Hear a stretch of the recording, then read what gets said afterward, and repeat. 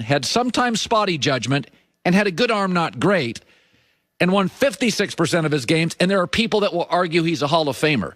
My argument is Lamar's having a down year. His passer rating is 95. I thought he did 6 or 7 things last night, Peter. Nobody in football could duplicate. Nobody. I love the kid.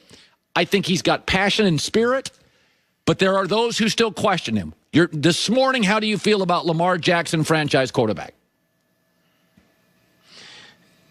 In July and August, and I had this conversation with somebody with the Ravens, I said, man, I don't feel good about sort of the way that I think Lamar is going to play, which is to run 10, 12, 13 times every week, 8, 10, 12, let's say. And this guy said, this is what Lamar does. I think, basically, I don't remember exactly, but it was basically, we don't want to neuter him. Okay. And so last night I watched that game and I said, Lamar Jackson should play like this. Yeah. He should take off. Yeah. Because he is a weapon unlike anybody, unlike Russell Wilson, unlike Mahomes, unlike Taysom Hill. Unlike anybody, even unlike Deshaun Watson. And the reason that he is that he can be a blip on the radar screen. He can make people miss who are right in front of him. And so I think last night showed me that, look, last year, I think it was kind of fluky that he led the NFL in touchdown passes. Yeah. I don't know that he'll ever do that again. But he needs to play with his legs. He's not only an exciting player, but he is a winning player with his legs. Yeah, thank you. He's a winning player. It's funny. Not everything also, I've talked to this about friends. Not everything lasts a lifetime. So, you don't marry everybody a date. Let's say he lasted 7 years. 7 years of Lamar, he got hurt. Right. I would take winning 79% of his games. I'll take that for 7 years over 14 years of average. Not only that, Colin, but think about this. Think about it this way, okay? If you told Lamar, stay in the pocket, we only want you running 3 times a game and only when forced, okay? Do that, and you're going to last 13 to 15 years, or who knows, maybe even longer. Or you could be, relatively speaking, a meteor across the NFL sky and be at the peak of your game for 10 years. What would you take? Easy. I'll definitely take the 10. I'll worry about 2030 in 2030. Or 2029 for the draft. I believe, I think Buffalo, the history of the Steelers in Buffalo is not that different, except one won all the Super Bowls they were in, and the other one had lost it. But they're both proud franchises that have had a lot of great players. And I said the other day, watching the Steelers-Bills, it was like watching the Steelers 13 years ago. Ben was in year 4. He was taking off. The coach was from William and Mary, defensive coach. And he may not be the best young quarterback. There was this kid named Manning and Tom Brady. But I got to tell you, when I look at Josh Allen and Sean McDermott, I honestly think this morning that is a top 3. I don't think I'm hyperbolic. I think it's a top 3 franchise for the next decade in the NFL. That's how strongly I feel about Buffalo this morning. Your thoughts?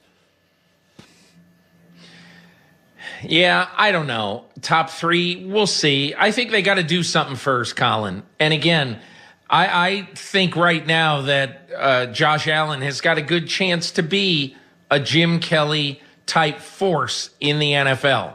But again, look, I'm a little hesitant of, handing Buffalo this title, that title, and every other title because they haven't won anything yet. They haven't won anything basically in 25 years.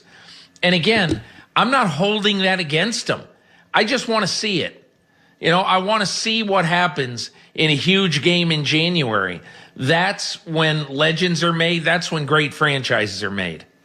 Jalen Hurts. Let's say he goes. I think they're going to lose to Arizona. But let's just say he won. He beat the Saints. He's got 3 games left. He goes 2-1. So he ends up being 3-1. But he completes 61% of his throws. It's more run than throw. Do you have a solution or a problem in Philadelphia? What do you make of what happened this weekend? I think that I want to, at the end of this season, let's assume that the Eagles don't make the playoffs, okay?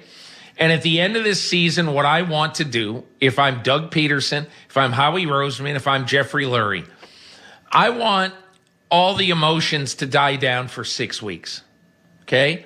I want everybody to go away. I want everybody to think. And then February 15th, a week after the Super Bowl, let's have either a meeting or a Zoom meeting, and if we can, let's have a meeting and discuss where everything is and what everybody wants.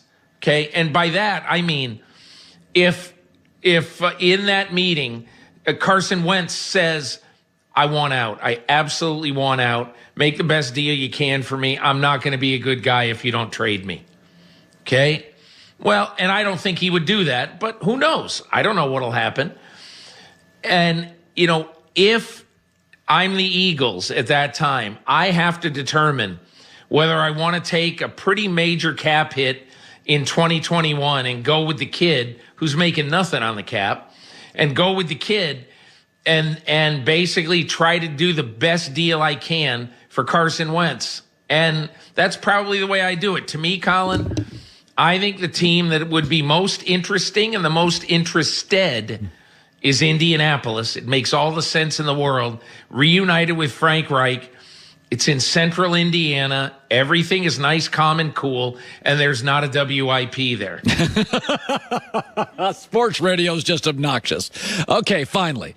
I think I would vote Aaron Rodgers MVP. You could make the argument for Mahomes. I think we'd kind of know where that's at. Let's do Coach of the Year. I do not remember a year where there's more legitimate candidates for Coach of the Year. I love what Sean McDermott's doing. I think what they have done to Josh Allen is amazing. I think I'd probably go McDermott. Do you have a Coach of the Year this morning? Yeah.